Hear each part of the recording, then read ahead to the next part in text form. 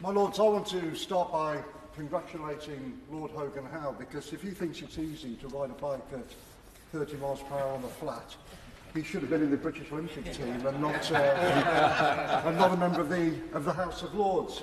Look, I'm a lifelong cyclist. I ride my bike every day for recreation or commuting. I should think I spend more time on the roads of London and elsewhere in the UK than anybody else, or at least as much time as anybody else in this debate. And of course, everyone on the roads should obey the rules, whether in a car or on a bike, and they should be prosecuted when they don't, of course. I'm also, by the way, former chair of the all-party cycling group, and I want to pay tribute to Lord Young's the lifetime work he's done to make cycling in our country safer. We should also all behave with courtesy and consideration on the roads, and I agree with the points made by Policy Exchange about the proliferation of e-bikes being dumped on the pavements. I think the companies should be required to pay for e-bike bays. I think they should be forced to remove dangerously or irresponsibly parked bikes immediately, and that users should be fined. They can be identified, obviously, because they're hiring them, if they park the bikes in an irresponsible manner. Now, of course, some cyclists, as we've heard, break the law, and we see this on the streets. But the truth is, the majority, I know people won't agree with this, but as I say, I cycle every day and I spend a lot of time on the roads. I think the majority of cyclists in London and elsewhere do not speed, actually. They do not cycle on the pavements, and they do stop for red lights. And I get angry if I'm waiting at a red light and someone comes through. I think it's outrageous as well. I think actually the majority of cyclists who break the law are on hire bikes, the electric hire bikes. These are already in fact numbered and registered, and the people on them could be arrested and prosecuted. But of course the police don't enforce that. Of course they don't. I think the electric bikes that are going at more than 15 miles an hour, we know this is illegal now, and that's never enforced either. People are never arrested for this.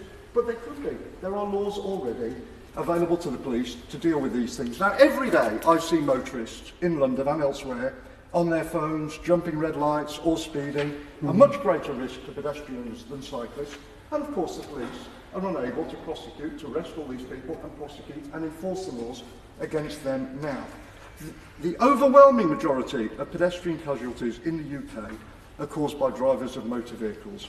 Cyclists actually account for a very small percentage of pedestrian injuries. I'm not saying it doesn't matter, of course it matters, but it's a very small percentage, and they are much more likely to be killed or injured themselves. We've heard debates about the statistics. I think the figures are pretty clear. 85% of cyclists is on minor roads where there are more pedestrians, yet cyclists are involved in just 2% of pedestrian casualties. 98% are caused by drivers of motor vehicles. The main threat to pedestrian safety comes from drivers of cars and HGVs. These drivers are responsible for 99% of fatal pedestrian collisions on pavements. 99%. 99%! There were only 2 such fatalities involving cyclists between 2012 and 2020. That's too many. It's a tragedy for the people involved and their families. In the 5 years between 2018 and 2022, cyclists were involved in, not necessarily responsible for, 9 pedestrian fatalities. 9 pedestrian fatalities. In the same period, thousands were caused by people driving motor vehicles. 5 people died, and 82 are seriously injured on the roads in the UK every day. 5 people.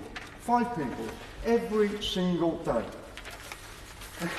In a debate which is suggesting that cyclists are the major problem. My Lords, can I gently point out that we're supposed to bring perspective, balance, wisdom, knowledge to the discussion of public policy. And here we are with a debate which suggests that cyclists are causing all the problems. And what is it that noble lords are suggesting?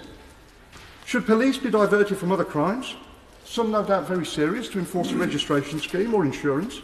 Should public spending be taken from other areas to employ more police to do so? Shoplifting, virtually decriminalised. Virtually decriminalised. Let's not pretend the police have got the time or the resources to enforce a registration scheme. How many times have I heard noble lords complain about red tape and regulation? Yet people want a hugely complex and enormously expensive scheme to register millions of bikes. And what about children? Should children, who are more likely to own and ride bikes, often on the pavements, should they have to be registered and insured? Is that what people are suggesting? The best way to make our streets safer, reduce congestion, improve the environment, tackle obesity, improve public health, is to get more people on bikes, but registration or insurance schemes would do completely the opposite. Now, I want to conclude by supporting Cycling UK's call for a comprehensive review of road traffic laws to reduce road dangers, protect all road users, and ensure that justice is served by dealing with dangerous behaviour, whether that's by drivers, cyclists or other road users. And I'd like to ask the Minister whether his department will implement such a review.